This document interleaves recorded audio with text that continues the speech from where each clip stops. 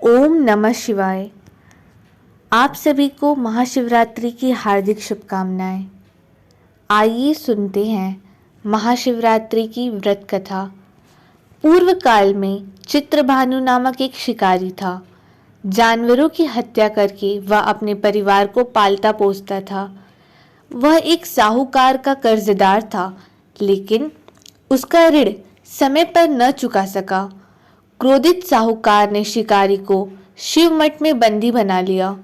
संयोग से उस दिन शिवरात्रि थी।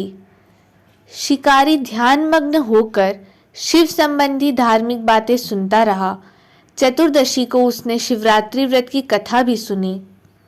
शाम होते ही साहूकार ने उसे अपने पास बुलाया और ऋण चुकाने के विषय में बात की। शिकारी अगले दिन सारा ऋण लौटा देने का वचन देकर बंधन से छूट गया। अपनी दिनचर्या की भांति वह जंगल में शिकार के लिए निकला, लेकिन दिन भर बंदी गृह में रहने के कारण भूख प्यास से व्याकुल था। शिकार खोजता हुआ वह बहुत दूर निकल गया। जब अंधकार हो गया तो उसने विचार किया कि रात जंगल में ही बितानी पड़ेगी। वह वन के एक तालाब के किनारे एक बेल के पेड़ पर चढ़कर रात बिताने का इंतजार करने लगा। बिल्व वृक्ष के नीचे शिवलिंग था, जो बिल्व पत्रों से ढका हुआ था। शिकारी को उसका पता न चला। पड़ाव बनाते ही समय आते ही उसने जो टहनियां तोड़ी वे संयोग से शिवलिंग पर गिरती चली गई। इस प्रकार दिन भर भूखे प्यासे शिकारी का व्रत भी हो गया और तो और शिवलिंग पर बिल्व पत्र भी चढ़ गया। एक पहर रात्रि बीत जाने पर एक गर्भिणी हिरणी तालाब पर पानी पीने पहुंची। शिकारी ने धनुष पर तीर चढ़ाकर प्रत्यंचा खींची। तभी हिरनी बोली, मैं गर्भिणी हूँ, शीघ्र ही प्रसव करूंगी। तुम एक साथ दो जीवों की हत्या करोगे, जो ठीक नहीं है। मैं बच्चे को जन्म देकर शीघ्र ही तुम्हारे समक्ष प्रस्तुत हो जाऊंगी, तब मुझे मार लेना। शिकारी ने प्रत्यंचा ढीली कर दी और हिरनी जंगल झाड़ियों में लुप्त हो गई। प्रत्यंचा चढ़ाने तथा ढीली करने के वक्त कुछ बिल्व पत्र अनायास ही टूटकर शिवलिंग पर गिर गए। इस प्रकार उसने अनजाने में ही प्रथम प्रहर की पूजा भी संपन्न कर ली। कुछ ही देर बाद एक और हिरनी उधर से निकली। शिकारी की प्रसन्नता का ठिकाना न रहा। समीप आने पर उसने धनुष पर बाण चढ़ाया। तब उसे देख हिरनी ने विनम्रता पूर्वक निवेदन किया, हे शिकारी, मैं थोड़ी देर पहले ऋतु से निवृत्त हुई हूँ, कामातुर विरहिणी हूँ, अपने प्रिय की खोज में भटक रही हूँ। मैं अपने पति से मिलकर शीघ्र ही तुम्हारे पास आ जाऊंगी। शिकारी ने उसे भी जाने दिया। 2 बार शिकार को खोकर उसका माथा ठनका। वह चिंता में पड़ गया। रात्रि की आखिरी पहर बीत रही थी। इस बार भी धनुष से लगकर कुछ बेलपत्र शिवलिंग पर जा गिरे तथा दूसरे प्रहर की भी पूजा संपन्न हो गई। तभी एक अन्य हिरनी अपने बच्चों के साथ उधर से निकली। शिकारी के लिए यह स्वर्णिम अवसर था। उसने धनुष पर तीर चढ़ाने में देर नहीं लगाई। वह तीर छोड़ने ही वाला था कि हिरनी बोली, हे शिकारी, मैं इन बच्चों को इनके पिता के हवाले करके लौट आऊंगी। इस समय मुझे मत मारो। शिकारी हंसा और बोला, सामने आए शिकार को छोड़ दूं, मैं ऐसा मूर्ख नहीं। इससे पहले मैं 2 बार अपना शिकार खो चुका हूँ। मेरे बच्चे भूख प्यास से व्यग्र हो रहे हैं। उत्तर में हिरणी ने फिर कहा, जैसे तुम्हें अपने बच्चों की ममता सता रही है, ठीक वैसे ही मुझे भी। हे शिकारी, मेरा विश्वास करो, मैं इन्हें इनके पिता के पास छोड़कर तुरंत लौटने की प्रतिज्ञा करती हूँ। हिरणी का दुख भरा स्वर सुनकर शिकारी को उस पर दया आ गई। उसने उस मृग को जाने दिया। शिकार के अभाव में तथा भूख प्यास से व्याकुल शिकारी अनजाने में ही बेल वृक्ष पर बैठा बेलपत्र तोड़ तोड़ कर नीचे फेंकता जा रहा था। पौ फटने को हुई तो एक हष्ट पुष्ट मृग उसी रास्ते पर आया। शिकारी ने सोच लिया कि इसका शिकार वह अवश्य करेगा। शिकारी की तनी प्रत्यंचा देखकर मृग विनीत स्वर में बोला, हे शिकारी, यदि तुमने मुझसे पूर्व आने वाली 3 मृगियों तथा छोटे छोटे बच्चों को मार डाला है, तो मुझे भी मारने में विलंब न करो, ताकि मुझे उनके वियोग में एक क्षण भी दुख न सहना पड़े। मैं उन हिरनियों का पति हूँ। यदि तुमने उन्हें जीवन दान दिया है तो मुझे भी कुछ क्षण का जीवन दान देने की कृपा करो। मैं उनसे मिलकर तुम्हारे समक्ष उपस्थित हो जाऊंगा।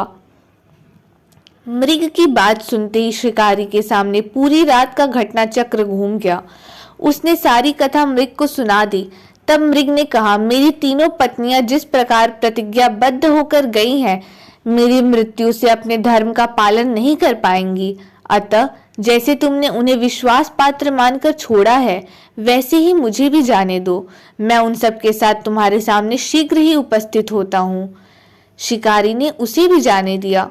इस प्रकार प्रातः हुआ उपवास, रात्रि जागरण तथा शिवलिंग पर बेलपत्र चढ़ने से अनजाने में ही पर शिवरात्रि की पूजा पूर्ण हो गई। पर अनजाने में ही की गई पूजन का परिणाम उसे तत्काल मिला।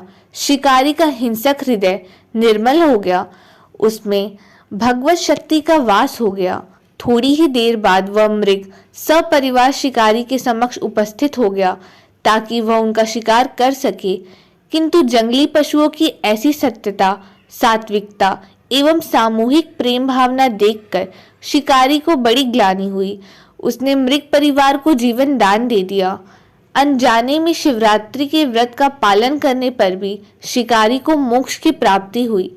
जब मृत्यु काल में यमदूत उसके जीव को ले जाने आए तो शिवगणों ने उन्हें वापस भेज दिया तथा शिकारी को शिवलोक ले गए।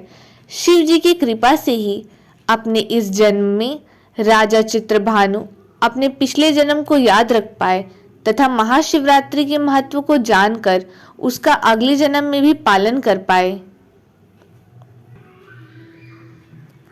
शिव कथा का यह संदेश है कि शिकारी की कथा अनुसार महादेव तो अनजाने में किए गए व्रत का भी फल दे देते हैं, पर वास्तव में महादेव शिकारी की दया भाव से प्रसन्न हुए। अपने परिवार के कष्ट का ध्यान देते हुए भी शिकारी ने मृग परिवार को जाने दिया। यह करुणा ही वस्तुतः उस शिकारी को उन पंडित एवं पुजारियों से उत्कृष्ट बना देती है जो कि सिर्फ रात्रि जागरण, उपवास एवं दूध, दही, बेलपत्र आदि द्वारा शिव जी को प्रसन्न कर लेना चाहते हैं। इस कथा में सबसे महत्वपूर्ण बात यह है कि इस कथा में अनजाने में हुए पूजन पर विशेष बल दिया गया है। इसका अर्थ यह नहीं है कि शिव किसी भी प्रकार से किए गए पूजन को स्वीकार कर लेते हैं अथवा भोलेनाथ जाने या अनजाने में हुए पूजन में भेद नहीं कर सकते। वास्तव में वह शिकारी शिव पूजन नहीं कर रहा था। इसका अर्थ यह भी हुआ कि वह किसी तरह के किसी फल की कामना भी नहीं कर रहा था। उसने मृग परिवार को समय एवं जीवन दान दिया जो कि शिव पूजन के समान है। शिव का अर्थ ही कल्याण होता है। उन निरीह प्राणियों का कल्याण करने के कारण ही वह शिव तत्व को जान पाया तथा उसका शिव से साक्षात्कार हुआ। परोपकार करने के लिए महाशिवरात्रि का दिवस होना भी आवश्यक नहीं है। पुराण में 4 प्रकार के शिवरात्रि पूजन का वर्णन है। मासिक शिवरात्रि, प्रथम आदि शिवरात्रि तथा महाशिवरात्रि। पुराण वर्णित अंतिम शिवरात्रि है नित्य शिवरात्रि। वस्तुतः प्रत्येक रात्रि ही शिवरात्रि है। अगर हम उन परम कल्याणकारी आशुतोष भगवान में स्वयं को लीन कर दें तथा कल्याण मार्ग का अनुसरण करें, वही शिवरात्रि का सच्चा व्रत है।